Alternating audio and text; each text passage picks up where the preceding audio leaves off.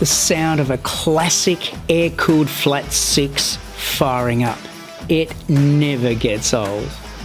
My name is David, and welcome back to Big Life, Little Effort.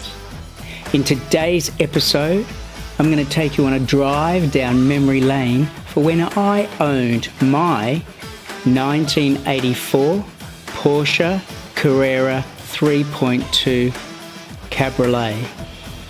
This car was thrilling to drive, however temperamental to own. And today I'm going to share with all you boys and girls out there what it was like to own and drive one. I'll give you the good, the bad, the ugly, and some tips on if you are thinking of buying one of these classic Porsches. So let's buckle up, drop the top, and go for a ride down memory lane about one of the best cars I've ever owned. My 1984 Porsche Carrera Cabriolet 3.2 in black. Beautiful, just beautiful.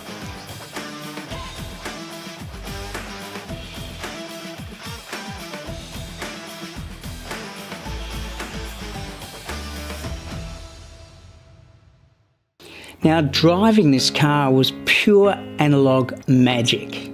No turbos, no computers telling you what to do, just you, the open road, and that air-cooled engine roaring behind you.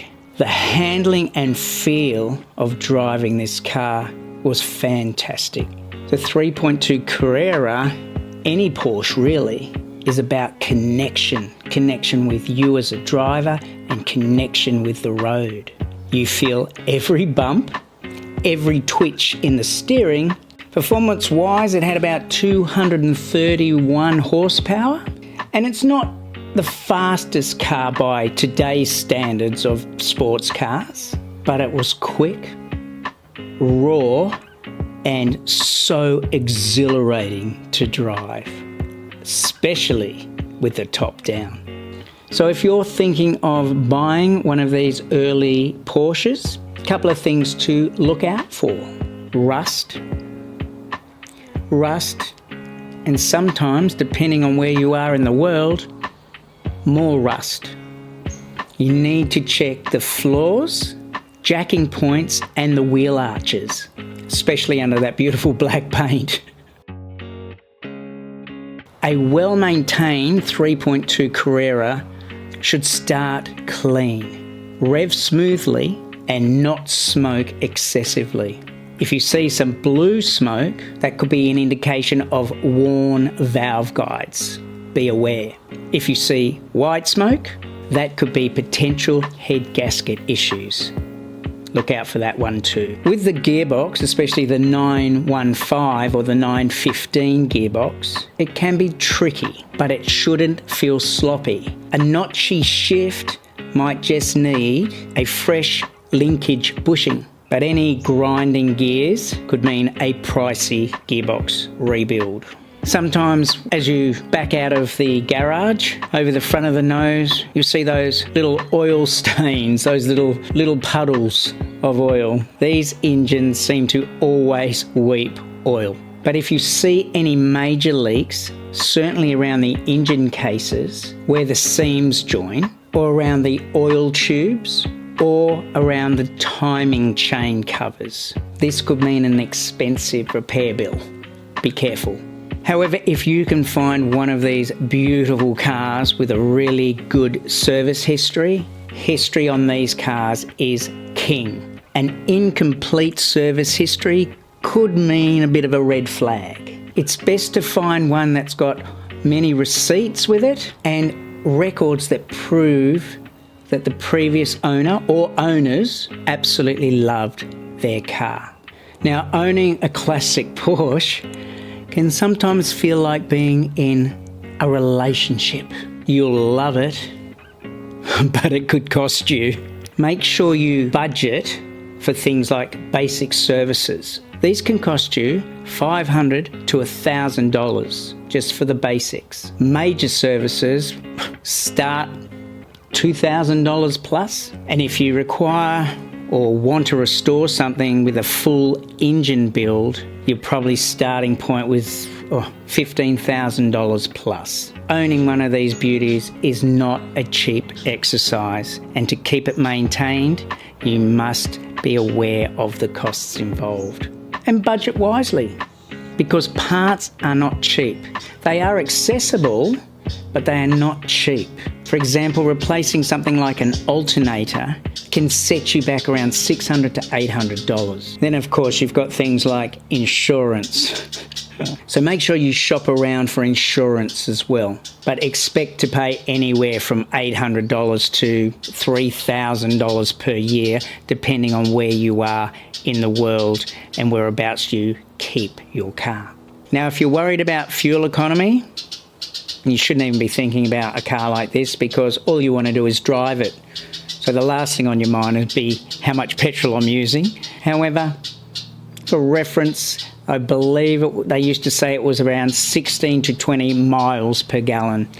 So work that out in kilometres as well. But yeah, you never think of how much petrol you are spending on it, because they are just such a fantastic little exhilarating driving car that you just want to keep driving anyway.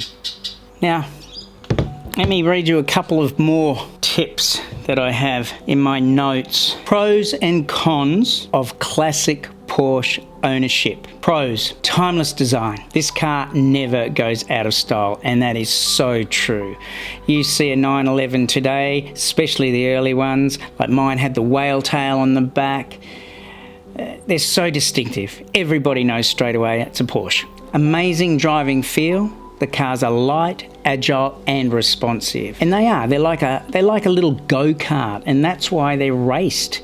And so many, even today, touring car series and the Porsche Carrera Cup and things that run today, because they are just such a fantastic, light, agile, fast car. And they're an air-cooled legend, one of the last of its kind, sadly. Now, value appreciation. It's an investment, not just a car. And the sound, there's nothing like that flat six sound behind you.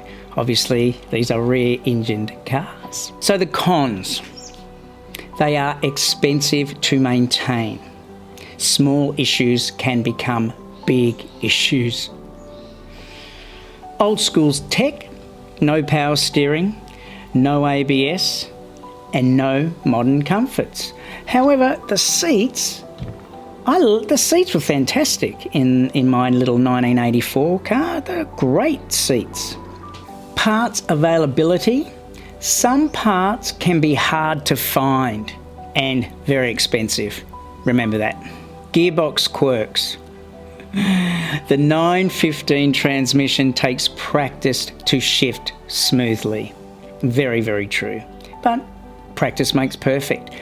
Again, once you experience those things and you know how your car works, how your gearbox works, it's like anything. It's like learning to walk. You just know it and you do it, and it's still the most exhilarating, fun driving experience. One of the best you can have, I believe.